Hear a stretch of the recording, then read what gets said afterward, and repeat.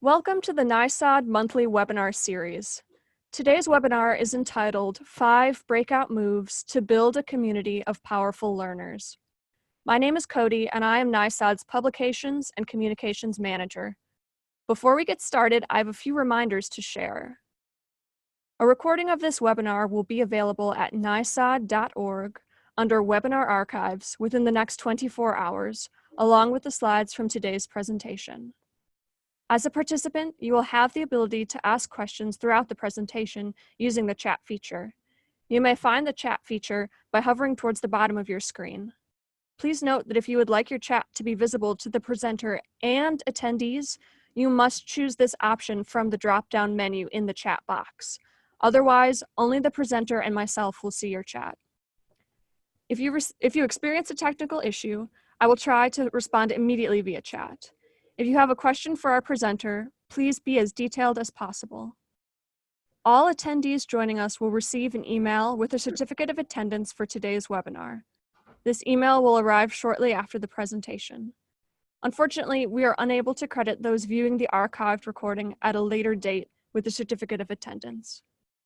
Presenting today is Dr. Felicia Darling, instructor at Santa Rosa Junior College and author of the book Teachin' It: Breakout Moves that Break Down Barriers for Community College Students. At this time, I will hand things over to Felicia.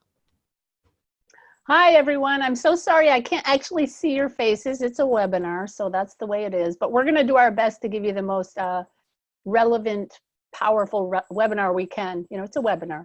But I love that so many people are already so seasoned. They're already like saying hello on the chat function. I think that's great. You guys are probably more seasoned with webinars than I am. That's great to see. And I don't know, Cody's probably off now, but I know at the last count there were like 150 people. So it's a good sized webinar, and hopefully some of you are working in teams at your schools to attend this webinar.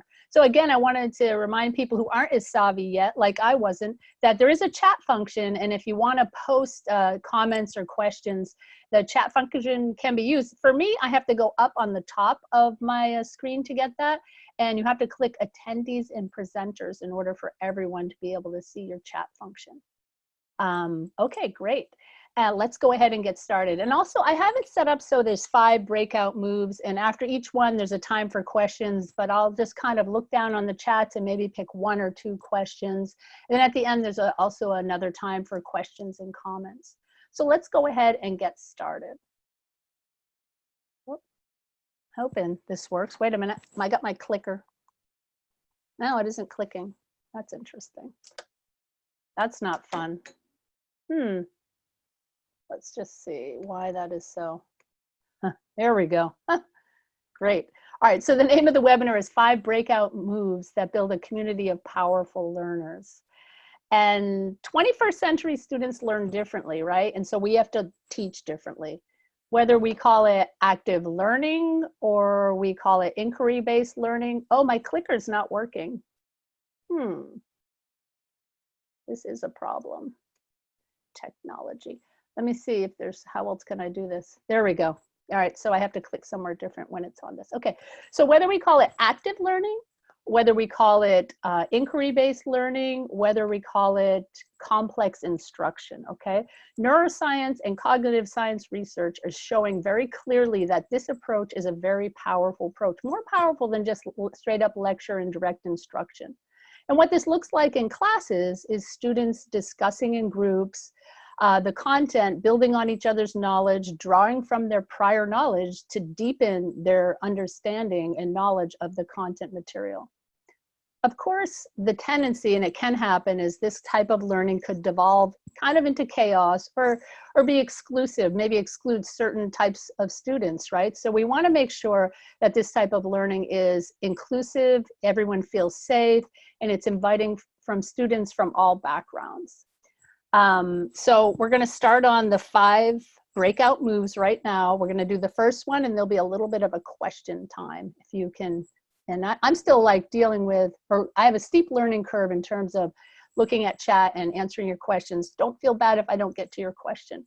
Also, Cody, I just wanted to add that the publisher of Teachin' It: Breakout Moves that Break Down Barriers for Community College Students has offered to provide a PDF for anyone taking the workshop. Maybe you already got that, the webinar, but I just want to make sure everybody can have access to that. It's like a part of the book, an excerpt of the book. Okay, so let's move on. So I gotta get used to this clicker, it's different. So the first area that I focus on, that I'll focus on today in the webinar, is co-developing norms around group work. Of course, you can develop norms around other things, technology use in the classroom, assignments, professional academic skills, but today we're going to talk about specifically co-developing norms around group work. And so how I do that is I give students 2 prompts on the first day to kind of get them used to the idea that, hey, we're going to be talking in class, your voice counts. And I build on these 2 prompts to co-develop norms around group work. The first prompt is, sorry, my chat function's in the way of my PowerPoints here. There we go. The first prompt is, what do you like when working in groups? What do you like to see happen when working in groups? Let's have people answer this question like as if you were students in a class. What do you like to see when you are working in groups? So just type your answers in the little chat function there. Hopefully everyone's able to find that. What do you like to see when you work in groups? And feel free to look at other people's responses. Oh, they go by really fast.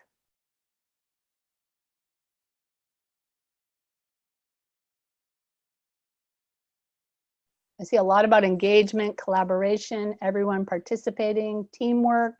They're going by really fast. See everyone sharing. I hear the word, see the word everyone a lot. Collaboration from all members. Iceberg. I'm assuming that's the cultural iceberg, not sure. Full participation and enthusiasm, respectful conversation, teamwork. So these are things that you like to have happen when you're working in groups. I'm going to show you what, this semester, what students said. So here are some of the things that students said. I know a lot of you are still writing in the chat function. I'm still getting used to trying to make this collaborative with the chat function. So this is what students say in my classes this semester when I scribed what they said. I did a think, pair, share, asked them, what do you like to see when working in groups? And they said, we like teamwork. A lot of you mentioned that. Like it when everyone's on the same page, respectful. A lot of you mentioned that. We like it when there's good communication. People are responsive rather than reactive. We like it when the end goal is clear. We like it when people feel safe to offer different opinions. Equal participation. We like it when people feel comfortable sharing their expertise. We like it when people make sure that everyone in the group understands. And I noticed someone chatted that they like that work of introverts is valued. That's really important, and I talk about that a lot.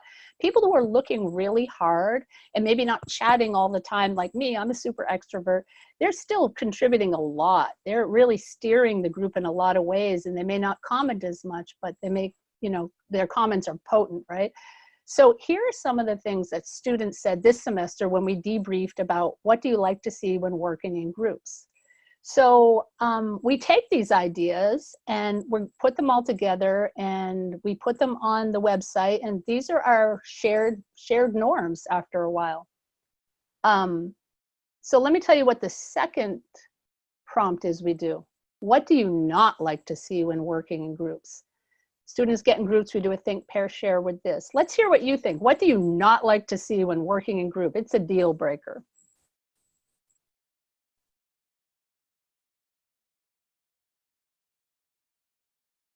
Unequal effort, laziness, one person dominating everything. I'm reading your responses. Monopolized conversation, negativity, laziness twice. One person dominating twice, dominating, we hear that a lot. Arguing, unequal effort. When someone takes over, constant complaining. I'm reading the chat function there. I hope you all are. Students on their phone, good one. So let's see what some of the students said. Are they the same as you? Are they different? Are humans kind of share a lot of some of the same values, right? So this is from this semester. Students said what they don't like. They don't want to have to do everything. They also don't like it when one person takes credits. They also don't like it when they get interrupted. They don't like leaving people behind. They don't like it when there's teasing, putting down ideas, or bullying. They don't like it when people are off task. They don't like it when people don't show up. and they think everyone should pay attention. Pretty much the same things that y'all said on the chat functions, right? So let's see, here we go. Yeah, so what we do with co-developing norms around group work is I have learners do a think, pair, share, or a think, write, pair, share about what they like and don't like. So we're talking on the very first day. We're actually through the process of doing some group conversation, we're developing group norms, and then we go, I scribe what people are saying. Let me just see the function here. There we go. I scribe their ideas on the board. So I write down, and if people say the same thing, I write that down. That's okay. I tell people, you may think it's the same thing, but maybe it sounds a little different coming out of your mouth, right? So let's hear what you say. And I try to scribe their ideas like they say, or I ask for clarification. I paraphrase, you know, I'm like, so is this what you're saying? And I get they're like, yeah, I agree with that. That's what I'm saying. And then we get everyone's agreement. Does this look good? Is there anything we've left out that you think we should still talk about in terms of developing norms around group work? And then I post it on the course website, or I add to the syllabus.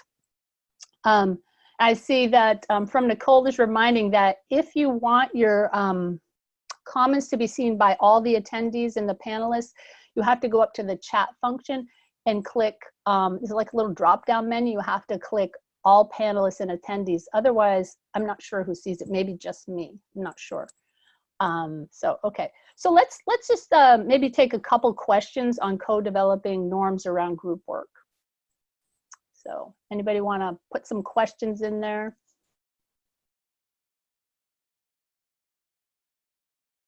Or comments or thoughts or ideas? Someone wants to know, what subject do I teach? So I teach math. I have a PhD in math education from Stanford, and I've taught math at college and high school level for a really long time. But I've also taught at Stanford and UC Santa Cruz and San Jose State. I taught education courses or research courses. I've also taught GED courses and non-credit courses, financial math. There we go. Someone's asking about online environment. How can this happen in an online environment? And I'm not sure about that. I mean, I would think a forum, I'm sure you do think, pair, share on online environments, and you could do a forum. That's what I would think you'd do in that way. Any other questions before we move on? I only see those two questions.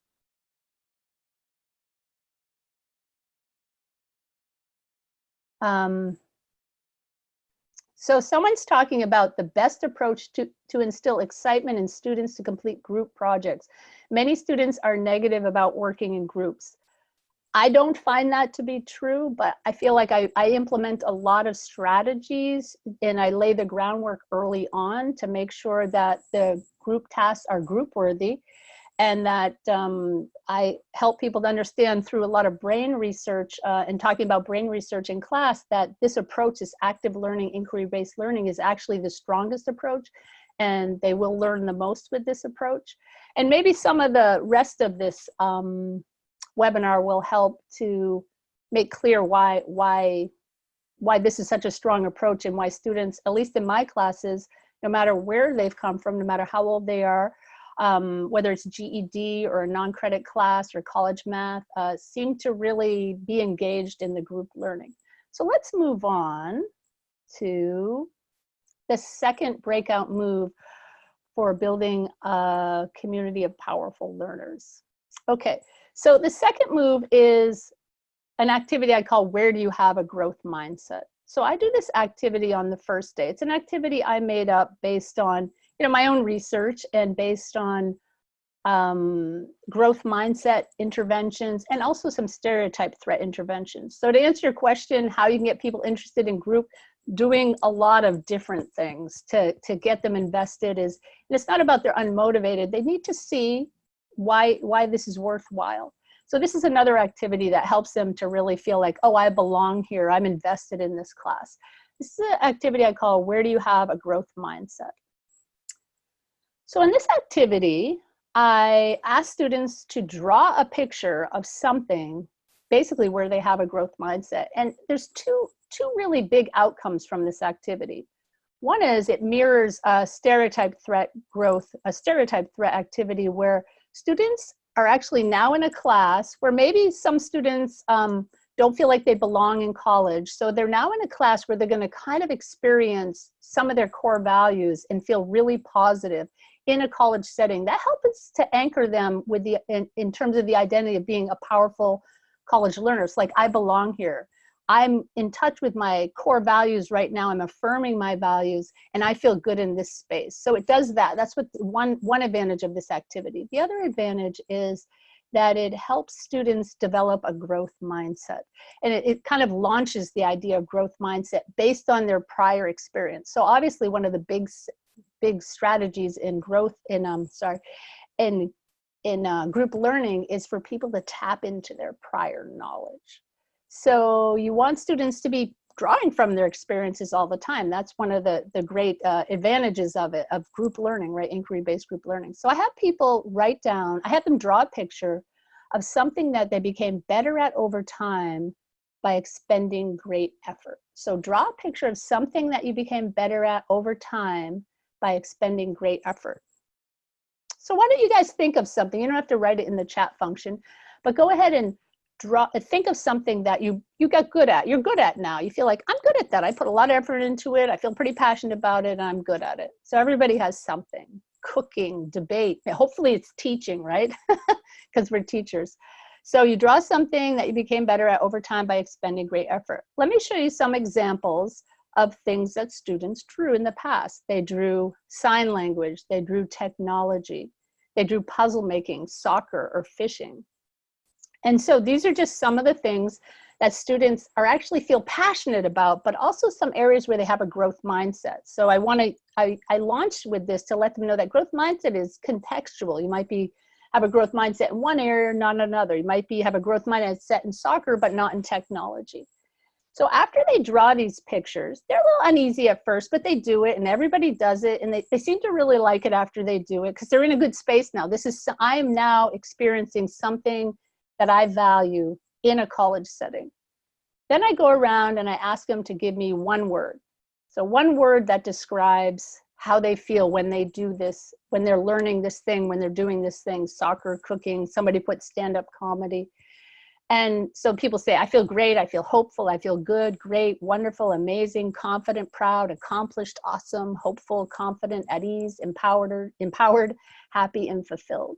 So right now, people are really affirming their values. That's a very powerful exercise to do in class. Research is clear on that. They had a study done with 7th graders where all they did was write a 20-minute exercise about some of their core values, and that redressed the achievement gap for those classes for 3 years into the future. So this is a powerful exercise, and it's one of the goals of the way I do this particular growth mindset exercise.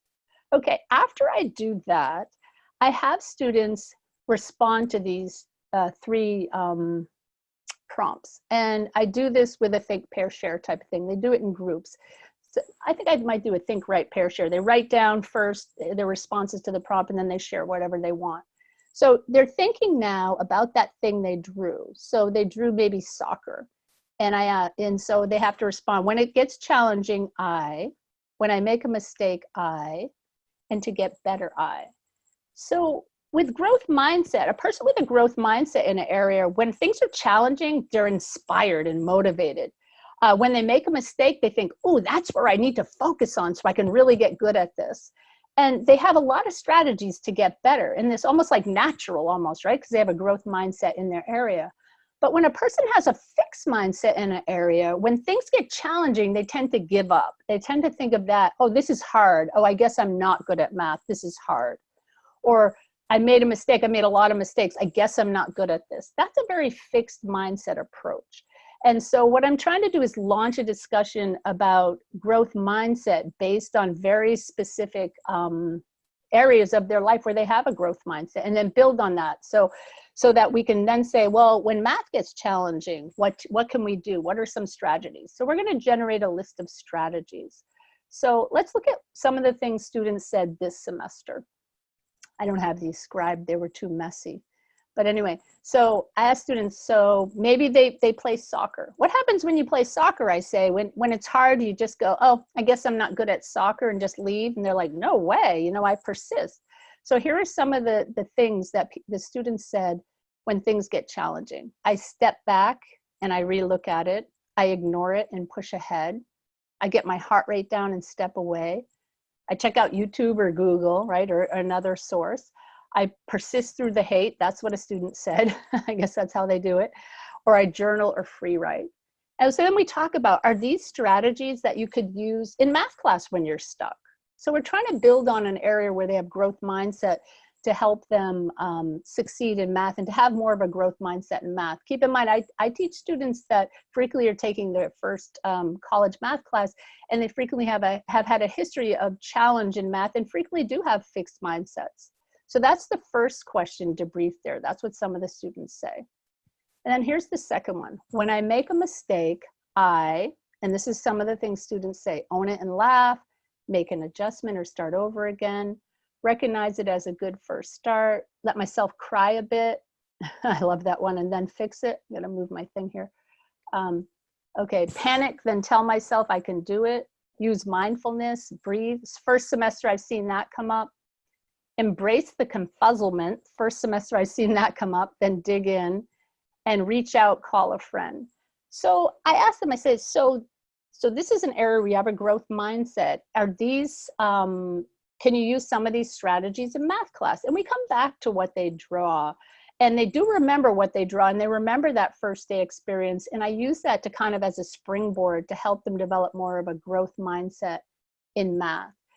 And we're not going to do the last one, but anyway, so I'm just going to review kind of how I do this. Where do you have a growth mindset activity?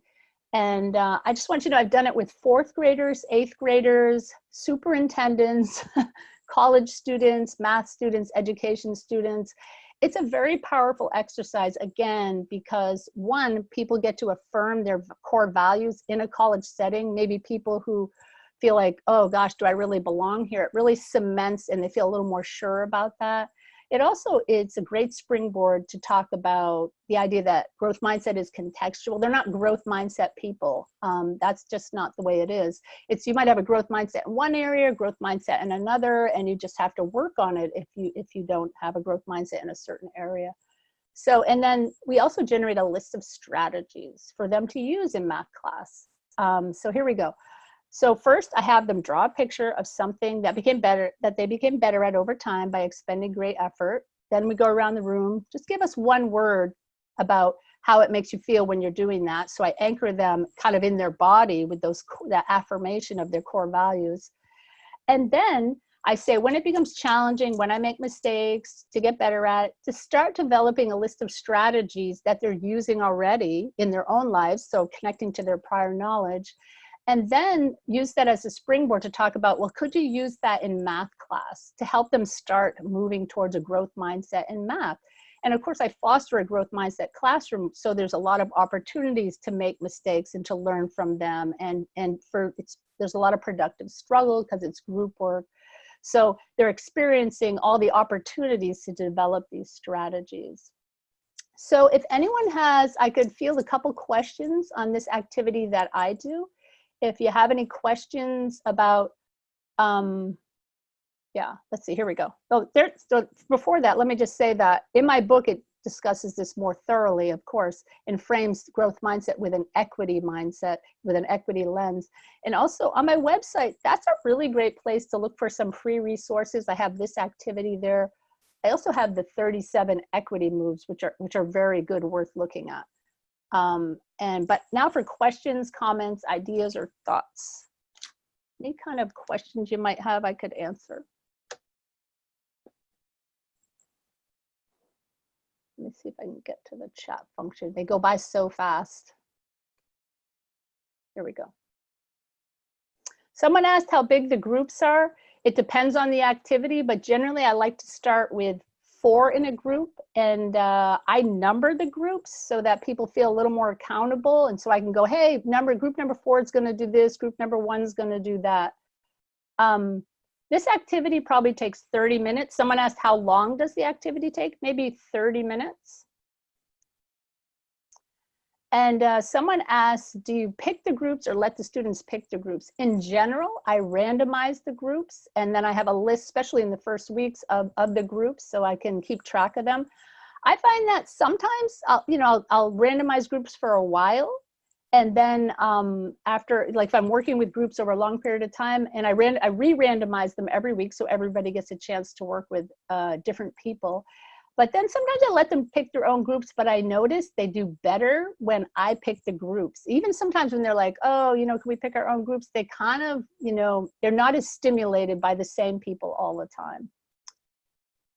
And how do you deal with language barriers when doing these exercises? So group-worthy tasks are designed for people to have, enter at many different entry points. So if you're experienced with teaching students from many different language backgrounds, then you want to build upon those assets when you're teaching. You also maybe want to do a lot of graphic organizers, a lot of visuals, that kind of thing. Okay. It is a good activity for a first-year experience course. I do it in every single class that I teach, but I've gotten pretty good at it and feel pretty confident about it. Yeah. So that's that. And one person says, I have a student in the spectrum that does not like to participate. Any suggestions? I believe that people can participate however they want to participate, right? So that's the whole idea. I always have people participating to some degree. I also have a lot of students who have severe intellectual disabilities or on the spectrum in terms of autism. And I kind of give them a little more freedom. I have students that need to stand up in the middle of class, who need to leave in the middle of the class. I mean, you just have to give people a lot of like physical autonomy, bodily autonomy, give them a lot of choices. And so this is just how I launched the growth mindset discussion. I also do a lot of videos later on and keep spiraling them back in, coming back to this activity. And also I have a lot of slides and little mini lectures on brain science, neuroscience. Okay. All right, so let's go ahead and move on to the next breakout move. Let's see, I have to get used to this little thing here. There you go. So the next breakout move, right, for building a community of powerful learners is to make sure that you use group-worthy tasks on the very first day. So we're going to talk a little bit about what a group-worthy task is. So as we know, students come to college with very different wells of cultural knowledge from which to draw. They also come with quite a range of gaps in knowledge, right? That's some of the challenges, right? Well, a group-worthy task draws from these deep wells of cultural knowledge and builds on students' strengths. But at the same time, it's doing this to fill in those gaps in knowledge and skills, because people have very different knowledge and skills. So we're helping people to build on their prior knowledge to kind of, and to engage in discussions where they're really constructing understanding. And group work is it's not easy, right? Facilitating learning with group work is obviously harder. It's a lot harder, so it's a lot more work, and I don't recommend doing it every single day. We're doing a curriculum right now, which is 2.5 hours of group work every single day. I don't think the students are tired of it. They love it, and they're so engaged in productive challenge all the time, but it is a lot of work. I recommend, maybe doing a group-worthy task on the first day, and then, do them when they make the most amount of sense. Every day is a lot to start out with. Okay. Let's talk about, I have to move this over here and this over here. Let's talk about what makes a group-worthy task. So group-worthy tasks have a lot of opportunity for students to engage in discussions, a lot of opportunity for students to draw from their prior knowledge and to build on that prior knowledge. So the questions are pretty open-ended and so that students can draw from where they're at. There are a lot of opportunities for productive struggle. In my classes, people are frowning a lot. They're not like, hey, group work's awesome. Like, these are iStock photos, right? Everyone's doing group work and they're smiling all the time. Learning is hard, and it involves productive struggle. That's why the growth mindset piece is so important, that people understand that feeling hard is they're building neural connections and neural nets, right? Networks related to the content.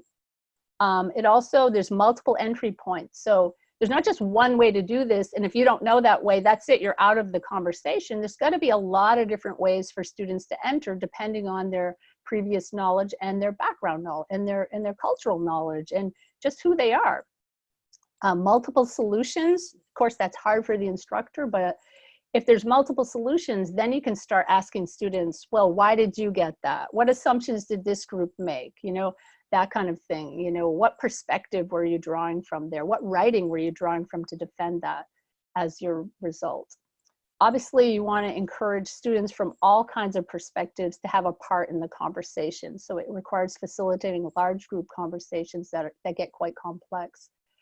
And then you want to use low floor, high ceiling tasks. Now that's a term we use in math a lot, meaning that like someone who's, you know, maybe doesn't have the procedural skills, doesn't have certain kind of content knowledge, can come in somewhere and they can start the task. And someone who's like, oh, I already know how to do that. I already know the procedural approach there. They can be challenged to go, wait, what does that mean? You know, so that people of all levels of experience and all levels of a full range of content knowledge can engage in the task. Okay, so let's look at boy, it's hard moving my picture over there. Oh wait, I don't need to see my picture. Can I just make that go away? That would be a lot easier. I'm gonna do that. Okay, good. Got rid of that. So now I just have the chat function. Sorry guys, still getting used to webinar learning curve. Okay, so here's my first version of a group worthy task. This one's not really, I mean, first version and second version. The first one's not really group worthy. The second one is. So here's my group worthy task. Not everybody knows mean, median, and mode in this group, I'm sure. That you're like, oh, I kind of get that. But so this is my group. This is the task that's not very group worthy. It says calculate the mean, median, and mode. Probably everybody's heard that, even if you don't teach math. It may not be you don't teach this every day, so you're not super familiar, but calculate the mean, median, mode of the following data set of 21. So you could give students a worksheet where they calculate the mean, median, mode of a bunch of different data, right?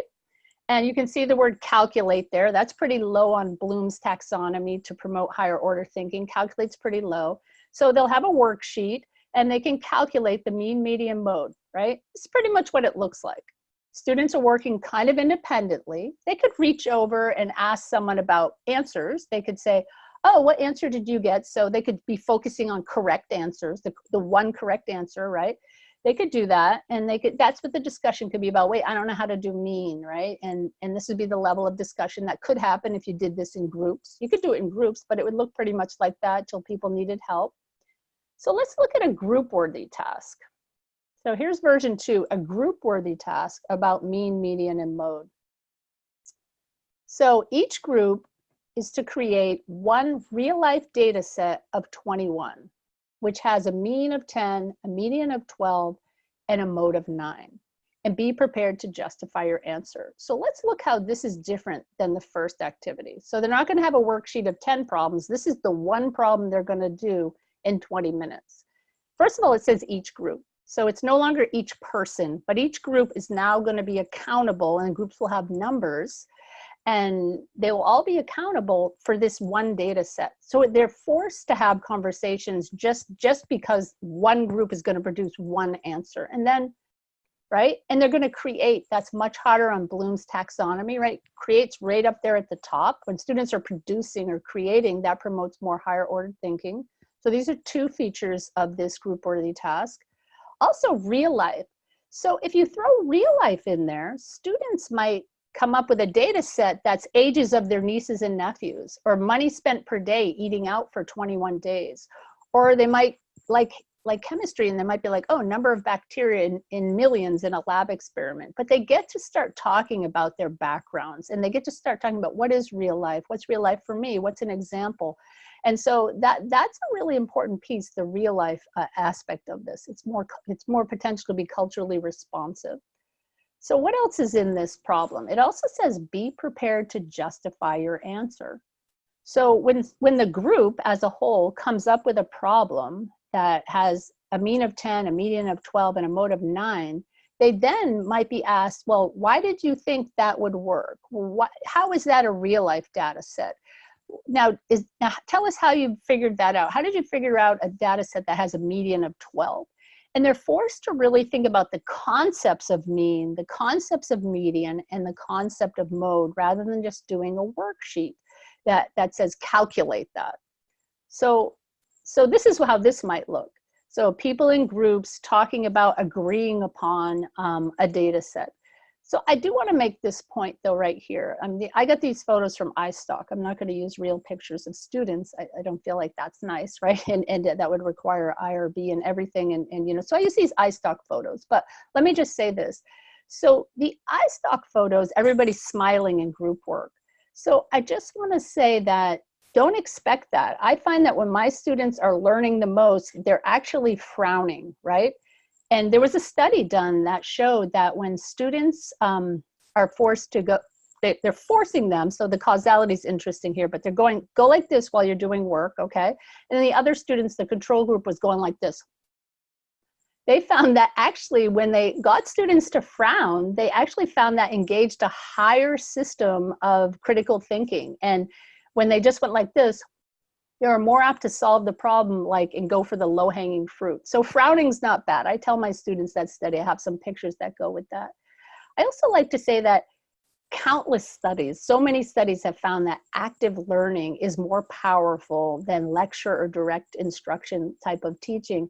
And because there's just so much more productive struggle, they're engaging their neural networks more, and that students, after, you know, there's a lot of studies, but one study found that, you know, they did an active learning and they put people in a lecture-based learning, same teacher, and they found that the students who were engaged in active learning did so much better in the next class and had so many more measurable gains in terms of understanding. So the problem is that same very recent study found that students who are in active learning class sometimes think they're not learning as much. So there's a lot of PR we have to do to convince students that they're actually learning more, and it's more deep, and they're more deeply learning it. That's why I talk about neural connections in class and memory and productive struggle and growth mindset, so that students can understand you are learning more in this class. Yeah, a lot of students might be very much used to that kind of direct instruction where like, I wrote down these 5 things. I know I learned them because I wrote them down. And so it is a little more work to kind of convince students and to help them really fully understand that active learning is actually better. They're actually going to be more prepared for their next class.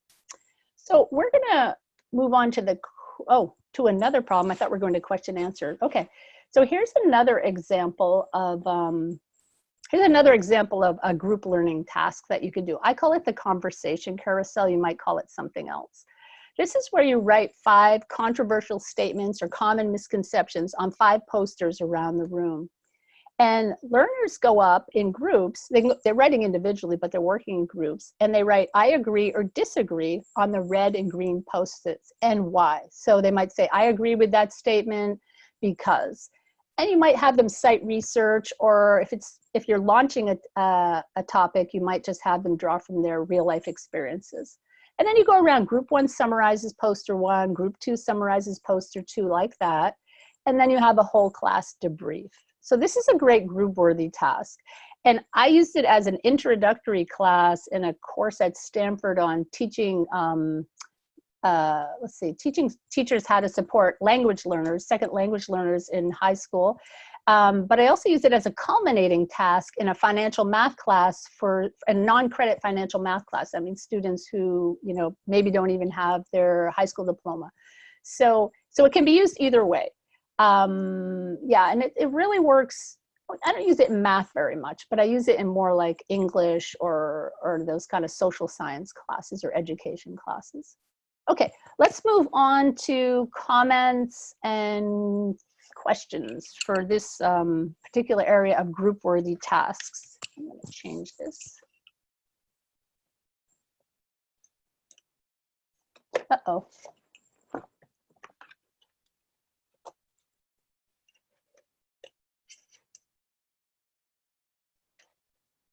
So someone asked about math that has correct answers. Yes.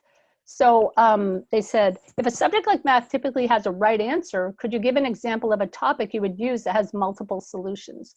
So I gave an example of that with the mean, median, and mode, where I didn't really care about doing 20 problems where everyone's got the answers right, but instead I asked them to create something.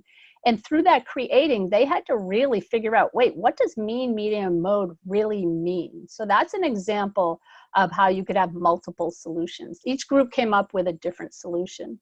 Another task that Joe Bowler does is how many rectangles can you make with an area of 24? And students come up with really different answers based on their assumptions. So that's another example of how, instead of just having them, give them a worksheet of 20 problems where they calculate area, you ask them to figure out how many rectangles could they create with an area of 24. People are going to come up with different answers depending on their assumptions. So yeah, so right now I'm teaching a Dana Center class called Foundations of Quantitative Reasoning. Every day you're doing group-worthy tasks. And sometimes there's correct answers, but a lot of times there's like pushing students to think about what the concepts mean by producing something. In that case, you frequently don't have a correct answer. Yeah, someone asked, this is a great question. How do you have time for the group task? How often do you have group tasks? As a college math instructor, I feel like we cover so much material each class that I don't have as much time for group work as I like. Also, do you have any videos of your college math lessons that use group learning? So I don't have any videos because that would take permission from students. And maybe eventually I should do that. I don't know. I just feel like it's encroaching on their personal space. But in this particular class that we're teaching for students who perhaps would have tested into basic arithmetic. We are taking them from where they would have started, right, all the way to the door to statistics, and it's all group work.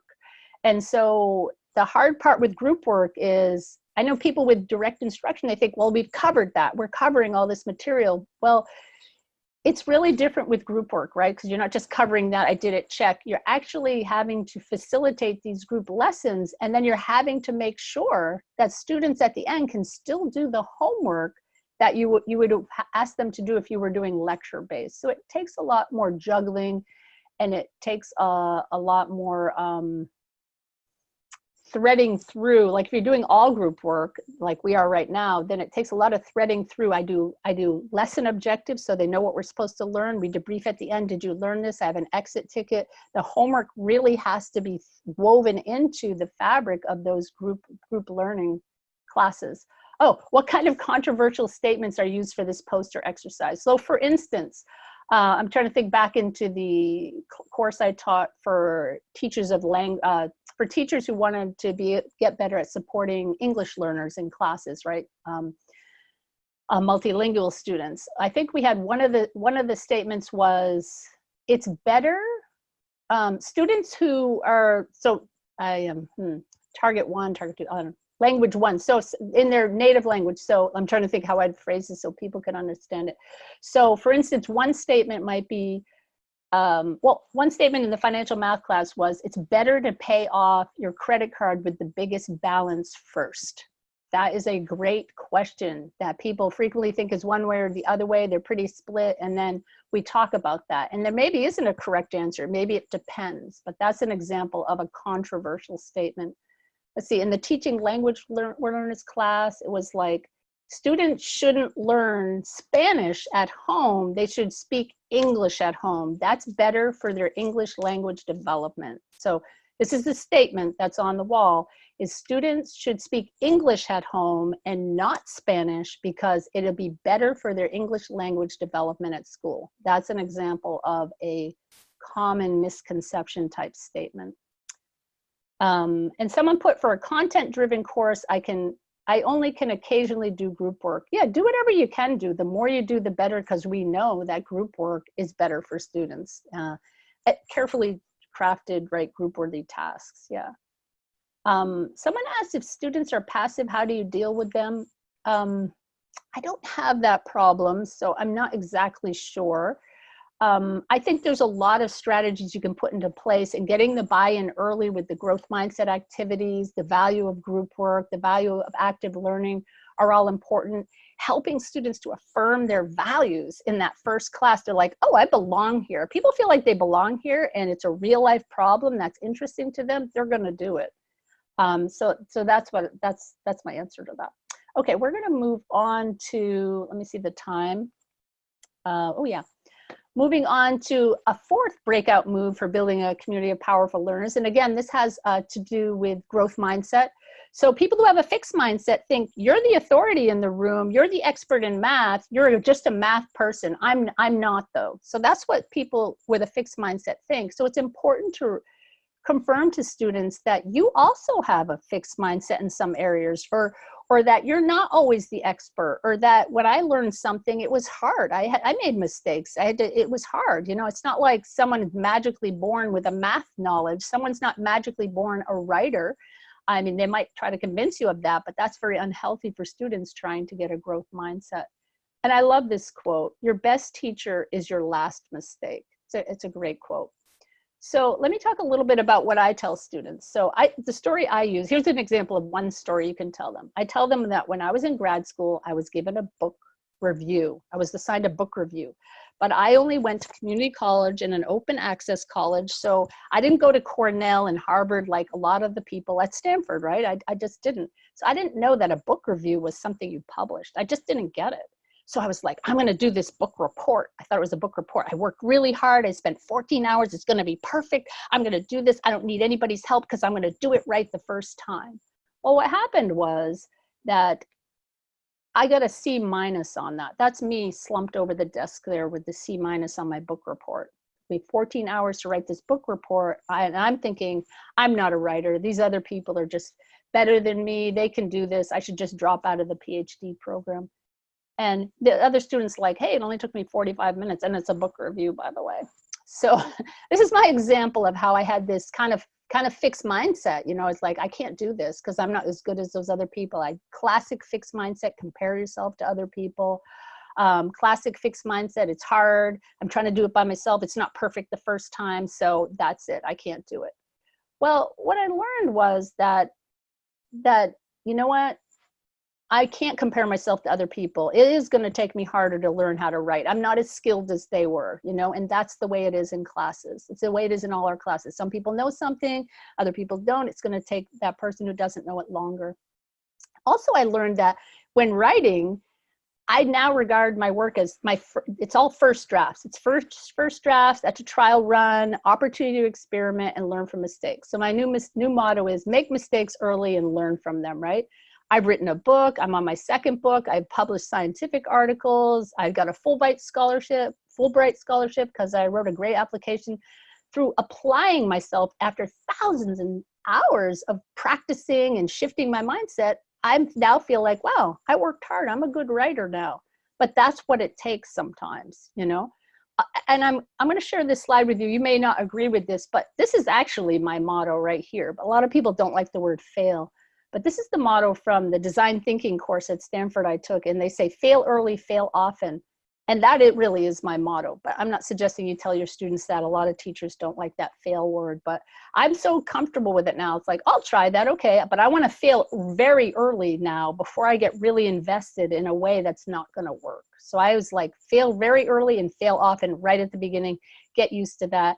That's like what I've kind of internalized. So that's my story, right? That's my personal story that I share with students. I also had brain surgery, I share that story. But if you have a personal story about how you overcame something by developing a growth mindset, it can be a great model for them. They're like, oh, experts, people who are good at math, people who are good at writing aren't just born that way. They had to work hard too, right? The story of Edison with the light bulb. It took him 1,000 tries to make a light bulb. He didn't do it 50 times ago. I guess I can't make a light bulb. Thank goodness, right? We wouldn't have light. But anyway, any questions or anything on sharing your own personal story about growth mindset or failures or struggles or mistakes? Oh, let me just say here, I love this quote from Sue Leon. It says, in my high school choir class, the conductor told us to make loud mistakes so she could help us fix them. That is really a wonderful quote. So the conductor told them to make loud mistakes so she could help us fix them. I feel like right now at this time in the semester, And thank you, Susan, for the compliment, Plachta. I feel like at this time in the semester, my students are making loud mistakes. They don't mind coming up to the board and go, I don't get this. I want to show you all how much I don't get this and where my problem is. And that's what you want to see in class. You want to see students making mistakes and going, I really don't get this. Help me with this problem right here. Or feeling very comfortable out loud or on paper getting help and not feeling like, oh, mistakes mean I'm not good at this. Mistakes mean I'm a great mistakes, and learning from that with grace means I'm a powerful learner. I use that word a lot in class. This is what you're a powerful learner. You're a competent learner because you do those study skills. Oh, your study skills are improving. All right, let's move on to the last breakout move, which is memorizing and pronouncing names correctly. Now, my guess is a lot of you already do this, but I did not. So I wrote this book, Teaching It, Breakout Moves that break down barriers for community college students. And I interviewed professors in the book, right? I interviewed maybe 8 or 9 instructors. And I'm like, and 2 of them said, I said, so what do you do that really helps students, right? What are some of your strategies on that first day? And 2 of them emphasized memorizing and pronouncing students' names correctly. And then they told me some strategies. Well, I do a lot with community learners, but I just really felt like I couldn't memorize students' names. I felt like I wasn't really capable of it. I had a fixed mindset around it, right? And so I really had to talk myself into going, wait, if these great instructors are doing this and they're saying this is important and it helps to, transform the tone in their class, I have to do this. But I was very scared. So sometimes I'm scared too, right? Everybody's scared when they're doing something new that they think they can't do. And I had to develop a growth mindset. So I did it. I started memorizing students' names first day of class. And I'm just going to say, no, everybody wasn't group hugging the first day like this. This is an iStock photo. They make everything look easy. So everybody wasn't group hugging the first day, but I will tell you this, I noticed a big shift in tone at the end of the first day. Students were calling me Felicia. Students were calling a lot of their other students by their first names because they'd heard their names so much when I was practicing that. And they were really helping each other out a lot more.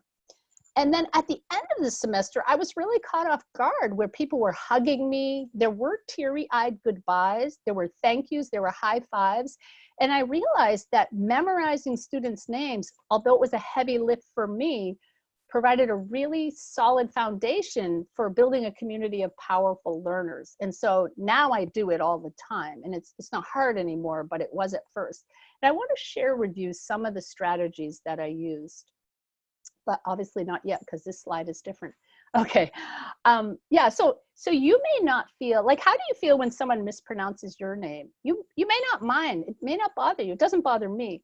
However, for students who are first generation college students who are wondering if they belong in college anyway, a forgotten or mispronounced name may be just another confirmation that the space does not welcome them, right? So they're looking for, they already feel like they don't belong there. So they're looking for confirmation of that. And you don't know their name. That's the one student whose name you don't know, or the one student whose name you can't pronounce. That's just confirmation that this is not the space for them.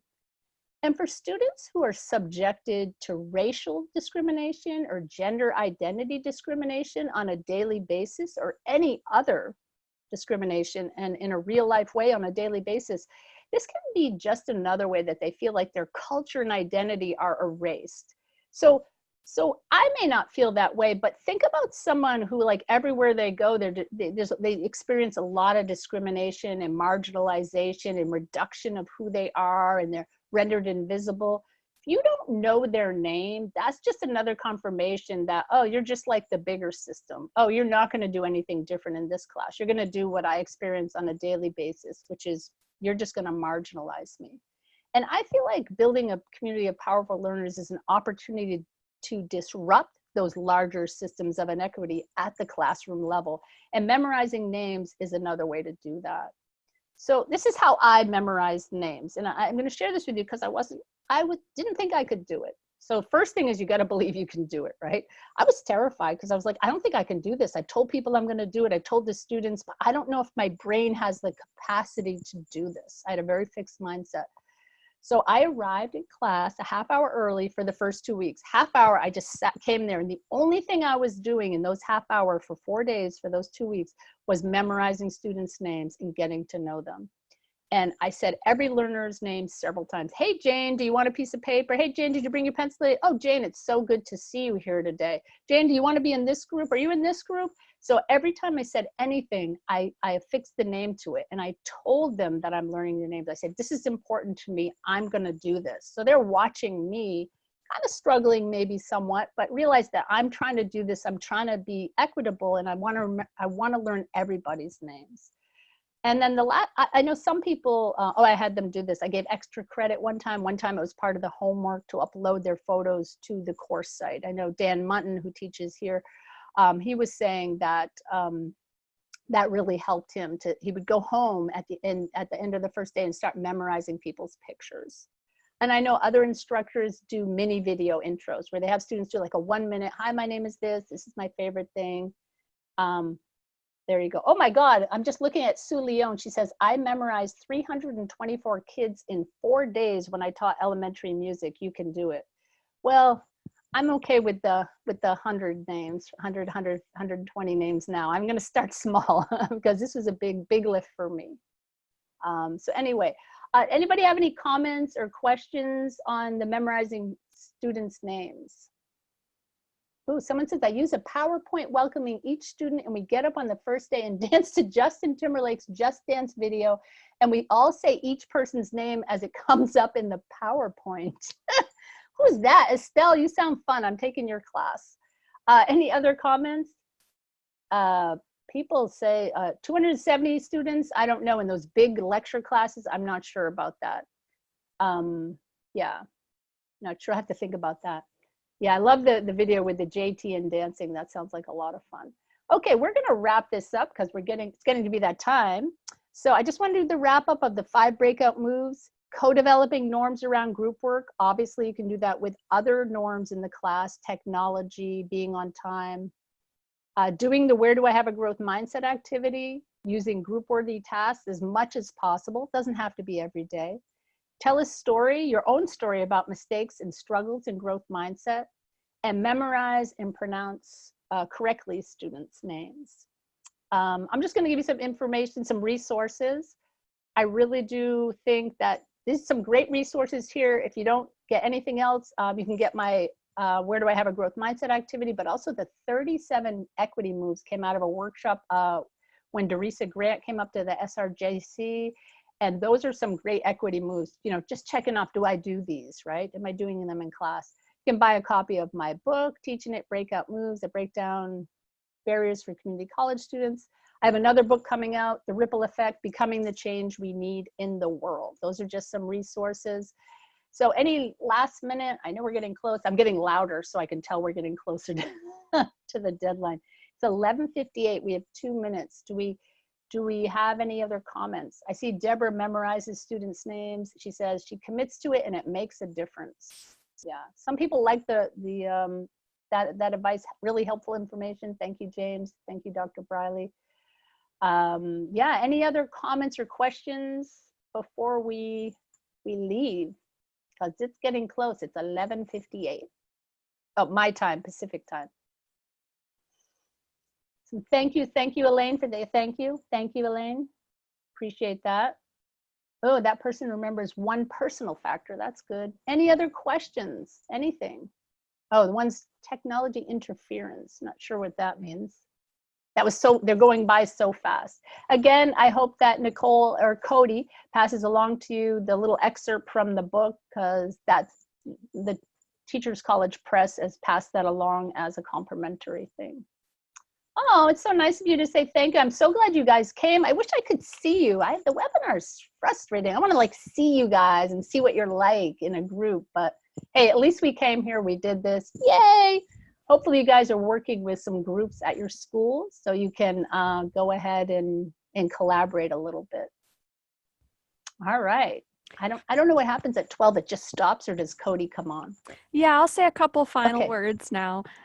Thank you so much for presenting today, Felicia. And thank you all for tuning into today's webinar, 5 Breakout Moves to Build a Community of Powerful Learners. Please visit NISOD.org to find this recording. NISOD is always looking for webinar presenters, so if you're interested in facilitating a future webinar, you can find this information on our website or send an email to nicole@nisod.org, NICOLE@nisod.org. Thanks again, and everyone enjoy the rest of your day. Hey, Cody, though, are they going to get a copy of the excerpt? How do they get that? So, I'll send that. we'll definitely be posting the slides on our Okay. website, and I wonder if we can also post a link Yeah. to your website so they can be getting that kind of stuff. Okay. Okay, we'll do that. Yeah, I'll put it on my website. Okay, Cool. cool. All right, cool. Well, thanks. Goodbye, everybody. Thanks for coming, and thanks for being so gracious. Goodbye. Bye.